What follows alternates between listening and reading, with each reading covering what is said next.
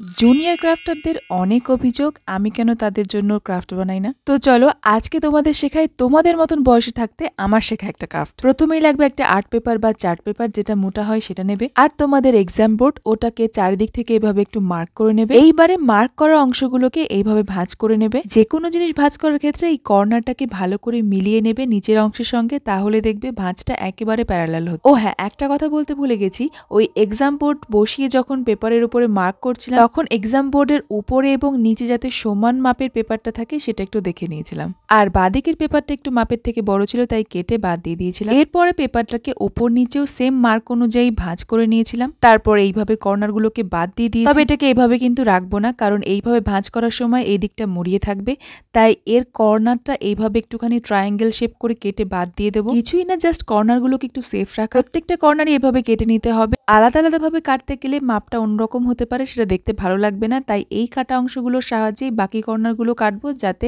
Even দেখায়। এইবারে ওই এক্সাম বোর্ডের মাপের একটা কার্ডবোর্ড নেব। এর এক সাইডে ভালো করে লাগাবো হোয়াইট গ্লু, তারপরে এর ভেতরের পাশে ওটাকে বসিয়ে দেবো। আর এটাকে বাঁধার জন্য এখন লাগবে একটা ফিতে। ওটা তোমরা দোকান থেকে কিনেও আনতে পারো। পুরোনো হুডি টুপির যে লেসগুলো থাকে সেটাও নিতে পারো, অথবা আমার মতন এইভাবে ফাইলের থেকে 1.5 প্যাচের একটু বেশি সুতো নিয়ে বেনুনি করে নিতে পারো, অথবা কুরুশের কাজ জানলে সেটাও করে নেওয়া যায়। সেই কেজি স্কুলের হাতের কাজের ক্লাসে শিখেছিলাম এই ফাইল বানানো। তখন থেকে কলেজ অবধি আমি কখনো ফাইল কিনিনি, সবসময় বানিয়ে নিয়েছি। স্কুল ফিজের কাগজ থেকে অ্যাডমিট এক্সামের খাতা পর্যন্ত আমার ওই ফাইলে জমা করতাম। শুধু মার্কশিট গুলো রাখা থাকতো বাবার ফাইলে। বাই দ্য ওয়ে, তোমরা যদি বাড়িতেই দড়িটা বানাও তাহলে অবশ্যই 2 কর্নারে এরকম ভাবে সেলোটেপ দিয়ে সুতোটাকে মুড়িয়ে নেবে, এতে কিন্তু দেখতে একেবারে বাজার থেকে কেনাই মনে হবে। এবারে ওই যে ফাইলটা বানিয়ে রাখলাম তার উল্টো দিকে ঠিক মাঝ বরাবর পয়েন্ট করে নিয়ে সাইড থেকে 2 ইঞ্চি গ্যাপ করে দুটো মার্ক করে নেব। এইবার সরু একটা কাঁচির সাহায্যে বা স্ক্রুড্রাইভারের সাহায্যে এইভাবে হালকা হাতে ঘুরিয়ে নিলেই দেখবে খুব সুন্দর রাউন্ড একটা ছিদ্র হয়ে গেছে। এবারে আর কি ভেতরের দিক থেকে বানিয়ে রাখা ওই সুতো দুটোকে এভাবে পাস করিয়ে দিলেই হয়ে গেল।